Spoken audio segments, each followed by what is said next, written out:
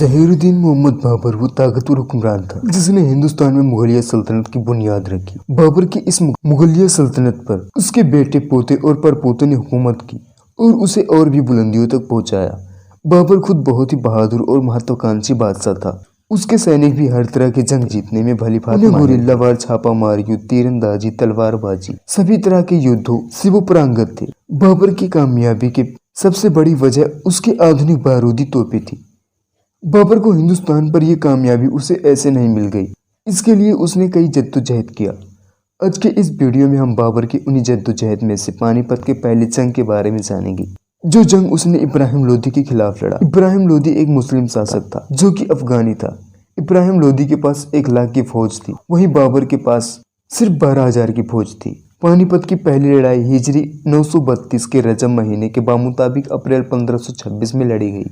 सख्त गर्मी पड़ने लगी थी, इसलिए बाबर ने इब्राहिम लोदी से लड़ाई के लिए पानीपत का मैदान चुना। पानीपत की तरफ कूच करने के दौरान इब्राहिम लोदी ने अपने ज्योतिषियों से पूछा, हमारी कुंडली देखकर बताओ कि किसकी फतेह होगी। ज्योतिषियों ने कहा, सितारों को देखकर लगता है कि हमारे सारे हाथी और घोड़े मुगल फौज में दाखिल हो जाएंगे। सुल्तान इब्राहिम लोदी ने पूछा, तो इसका मायने यह है कि हम मुगलों पर फतेह पाएंगे। ज्योतिषियों ने कहा, ऐसा ही होगा। बाबर ने मोर्चा शुरू की तो पानीपत शहर को अपने दाईं तरफ रखा और बाईं तरफ खाइयां खोद दी और सामने अपने गाड़ियों की कतार लगा दी, जिन्हें जंजीर और चमड़े की रस्सियों से आपस में जोड़ दिया और हर 2 गाड़ियों की जगह को भरने के लिए 6 से 7 बड़ी ढालें लगाई ताकि उनकी आड़ में बंदूकची गोलियां बरसा सके। 6 दिनों तक तैयारी के दौरान इब्राहिम लोदी की तरफ से कोई हमला नहीं हुआ। लड़ाई का जब 7वां दिन आया तब सबसे आगे दस्ते की फौज ने आकर खबर दी कि इब्राहिम लोदी की फौज तेजी से आगे आ रही है। बादशाह बाबर ने मोर्चा इस तरह बांधा कि जंग में फौज के बीच का हिस्सा, जहां बाबर आमतौर पर हाथी पर खुद सवार था। बाबर ने अपने सैनिकों को बखूबी अलग अलग दस्ते में बांटा हुआ था। बाबर की फौज का एक दस्ता जो आगे था, दूसरा दस्ता जो बाईं ओर था और तीसरा दस्ता जो दाईं ओर था और एक दस्ता बीच में था जिसे खुद बाबर लीड कर रहा था। दाईं फौज के दस्ते को हुमायूं लीड कर रहा था। दाईं और बाईं तरफ के दस्ते तैयार थे कि हुक्म मिलते ही दोनों तरफ से चक्कर लगाकर सुल्तान इब्राहिम लोदी की फौज के पीछे की तरफ से जाकर हमला करें। बादशाह बाबर का अंदाजा था कि उनकी 12,000 की फौज का सामना सुल्तान इब्राहिम लोदी की 1 लाख फौज से है। इब्राहिम लोदी की फौज बहुत तेजी से आगे बढ़ रही है, लेकिन करीब आकर सामने की फौज की तरकीब देखकर ठिठक गई। उसके बाद फौज न ठीक से रुक सकी और न ठीक से आगे बढ़ सकी। सुल्तान इब्राहिम लोदी ने पाया कि बाबर की फौज के सामने का हिस्सा बहुत सकरा है। जब तक वो अपनी फौज को दुश्मन के मोर्चे के मुताबिक दुरुस्त करते, बादशाह बाबर ने अपने 2 दस्तों को चक्कर लगाकर धावा बोलने का आदेश दिया। सुल्तान इब्राहिम लोदी की फौज पर पीछे से तीरों की बौछार कर दी और सामने से भी तीर और तोप से हमला कर दिया। इब्राहिम लोदी की फौज ने दाईं और बाईं तरफ से हमले किए, लेकिन इसका जवाब हमला इतना तेजी हुआ कि वो पिसकर रह गए। फौज ऐसे घिरी कि न आगे जा सकी और न पीछे। इन हालात को देखकर एक वफादार ने सुल्तान इब्राहिम लोदी से कहा, बेहतर हो कि आप इस वक्त मैदान छोड़कर चले जाएं। अगर आप महफूज रहेंगे तो फिर एक बड़ी फौज जमा हो जाएगी और हम मुगलों से जंग कर सकेंगे।